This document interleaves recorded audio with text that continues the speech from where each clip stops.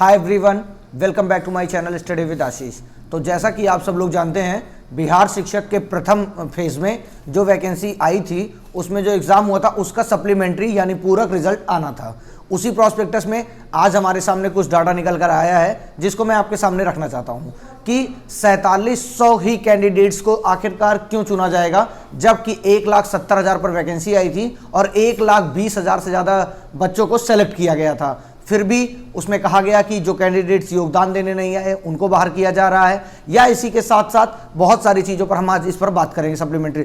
इसी के साथ बिहार शिक्षक भर्ती के सेकंड फेज में जो एडमिट कार्ड आना है वो आज आ जाएगा। लगभग 20-22 जिलों में जो भी एग्ज़ाम होना है वो उनकी लिस्ट भी जारी हो चुकी है, और इसी के साथ साथ जो वैकेंसी बची रह जाएगी फर्स्ट फेज और सेकंड फेज से वो थर्ड फेज में जोड़ी जाएगी, ऐसा आज न्यूज़ में आया है निकलकर।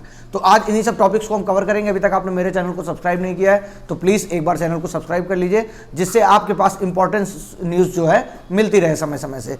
तो चलिए वीडियो की शुरुआत करते हैं। सबसे पहले हम बात करते हैं 1,70,000 में जब 1,20,000 से ज़्यादा कैंडिडेट्स को पास किया गया और उसमें सिर्फ 92-93 हज़ार कैंडिडेट्स ने योगदान दे पाया, बाकी अगर लगभग 20,000 के आसपास सीटें बचती हैं, तो ऐसे ही रिजल्ट क्यों जारी किए जा रहे हैं जो कि एक से ज़्यादा सीटों पर उपलब्ध थे। मतलब ऐसे कैंडिडेट जिनका 1 से 5th में हो गया हो, 9-10th में हो गया हो या 11-12th में हो गया हो। शिक्षा विभाग और बिहार लोक सेवा आयोग के मध्य एक मीटिंग होती है और उसमें डिसाइड किया जाता है कि हम ऐसे ही कैंडिडेट्स का निकालेंगे जो जिनकी संख्या सिर्फ और सिर्फ 4,700 है। एग्जैक्ट ऐसी संख्या के साथ डाटा निकलकर बाहर आ रहा है। अब उन संख्याओं को क्या बिहार फेज, और ऐसा बताया भी जा रहा है कि सेकंड फेज में लगभग 40,000 पदों को जोड़ दिया गया है। मतलब 1,70,000 में अगर 40,000 जोड़ा गया है तो 1,20,000 जो वैकेंसी आई थी उसमें 92-93 हज़ार के आसपास, या मान लीजिए 1 लाख के आसपास योगदान हुआ है। तो उसके बाद का जो 20,000 कैंडिडेट बचते हैं उनका सप्लीमेंट्री रिजल्ट क्यों नहीं जारी किया जा रहा, इसका जवाब आखिरकार कौन देगा और इसकी जिम्मेदारी किसकी है? क्योंकि आपके पास कैंडिडेट भी हैं और वो कैंडिडेट फॉर्म भी भरे हैं, अच्छा स्कोर भी कर रहे हैं और आपके कट ऑफ के बराबर भी पहुंच रहे हैं, फिर भी अगर उनका सिलेक्शन ना हो तो ये कहाँ तक जायज़ है? जबकि पहले बताया गया था कि बस आप क्वालिफाइंग मार्क्स लाइए और अपना सिलेक्शन ले लीजिए, ऐसी बातें हो रही थी। फिलहाल कोई भी सिलेक्शन कट ऑफ पर होता है, अच्छी बात है, कट ऑफ आई, कट ऑफ बहुत हाई गई, लेकिन उसके बावजूद भी अगर 20 से 25,000 सीट्स खाली रह जाएंगी तो ये कहाँ तक जायज़ है उन कैंडिडेट्स के साथ जो सप्लीमेंट्री रिजल्ट की मांग के लिए दिन रात एक किए थे, और अब उनको ये पता चल रहा है कि सप्लीमेंट्री रिजल्ट सिर्फ उन्हीं पदों पर आएगा जिन पर एक से अधिक पद के कैंडिडेट सेलेक्ट हुए थे। बाकी जो 20,000 पद बचे हैं उस पर कोई नहीं पूछने वाला है कि कहाँ क्या हो रहा है। जबकि 1,70,000 में अगर 1,20,000 को पास किया गया था तो अन्य अभ्यर्थियों को क्यों नहीं पास किया गया, जबकि कट ऑफ बहुत हाई गई थी। इसमें क्वालिटी एजुकेशन की कोई भी दिक्कत की बात नहीं थी। गुणवत्तापूर्ण शिक्षा में कोई भी समझौता नहीं होता कि अगर आप इतनी हाई कट ऑफ में 2-3 नंबर कट ऑफ नीचे वाले कैंडिडेट्स का सिलेक्शन ले रहे हैं तो ये कहाँ तक जायज़ है कि अगली वैकेंसी में भेज देना। क्योंकि क्या फर्स्ट फेज में कैंडिडेट्स ने पेमेंट करके नहीं फॉर्म भरा था? क्या उन्होंने अपनी पूरा समय निकालकर अपनी पूरी तैयारी के साथ एग्जाम नहीं दिए थे? आखिरकार क्यों ऐसा किया जा रहा है कि सिर्फ और सिर्फ 4700 लोगों का रिजल्ट जारी किया जाएगा? तो सप्लीमेंट्री रिजल्ट जितने लोग इंतजार कर रहे थे उनके साथ समझ लीजिए एक प्रकार का धोखा ही है, इसको धोखा ही कह सकते हैं और कुछ भी नहीं। लगभग पूरे पदों पर वैकेंसी आनी चाहिए थी। क्वालिफाइंग परसेंटेज तक ना ले जाते आप, कम से कम 40-50 नंबर तक ले आते, 50 नंबर तक तो ले जाते, तब भी कोई क्वालिटी एजुकेशन से समझौता ना होता। हालांकि बहुत ज़्यादा इस पर बोलने की छूट नहीं मिली हुई है, तो जितना बोलना था उतना मैंने अपने चैनल के माध्यम से आप सभी को बता दिया। ये सरासर अन्याय हो रहा है, इसके खिलाफ हम और आप आवाज़ नहीं उठाएंगे तो कौन उठाएगा? तो चलिए देखते हैं इसमें क्या होता है। क्या सप्लीमेंट्री रिजल्ट और भी आगे बढ़ेगा कि नहीं बढ़ेगा?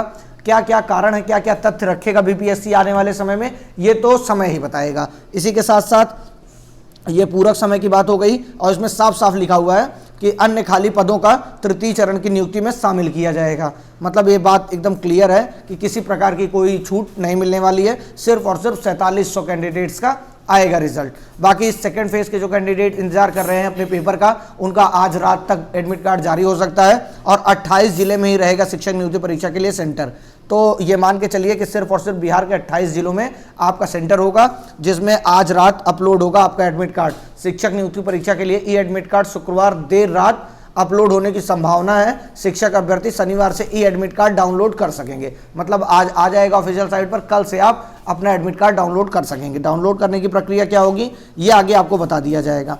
और इसी के साथ साथ जो कैंडिडेट सप्लीमेंट्री का रिजल्ट तैयार कर रहे थे, रिजल्ट का वेट कर रहे थे, उनके लिए भी कुछ सूचनाएं हैं जो मैं दे देता हूं कि लिखा है बीपीएससी जल्द ही प्रथम, हाँ सबसे पहली बात सप्लीमेंट्री रिजल्ट जो है 7 दिसंबर तक आने की पूरी संभावना है, या ये मान के चलिए कि 7 दिसंबर से पहले आ ही जाएगा। लेकिन कितनी सीटों पर? सिर्फ और सिर्फ 4700 शिक्षकों का सप्लीमेंट्री रिजल्ट जारी करेगा। बिहार लोक सेवा आयोग ने 7 दिसंबर से होने वाले दूसरे चरण के अध्यापक नियुक्ति परीक्षा से पहले इनका परिणाम जारी करने का लक्ष्य रखा है।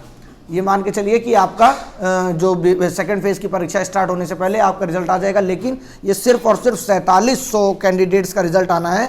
ये बात अभी तक समझ में नहीं आई। और 1,70,000 में क्यों 1,20,000 को पास किया गया? सबसे पहली बात तो यही नहीं समझ में आ रही है कि जब आपके पास कैंडिडेट्स पीआरटी में अवेलेबल थे या 9th-10th में, ये भी सूत्रों के हवाले इनके खबर आ रही है, जो न्यूज़ बताई गई है कि वहाँ पर सिर्फ और सिर्फ मैक्सिमम रिजल्ट आएगा पीआरटी और 9th-10th का। 11th-12th में बहुत कम सीटों पर सप्लीमेंट्री रिजल्ट आने की संभावना है, क्योंकि जो सिलेक्ट हुए कैंडिडेट वो मोस्ट ऑफ 11th-12th में ही करना चाहेंगे, तो 9th की सीट खाली होगी और पीआरटी की।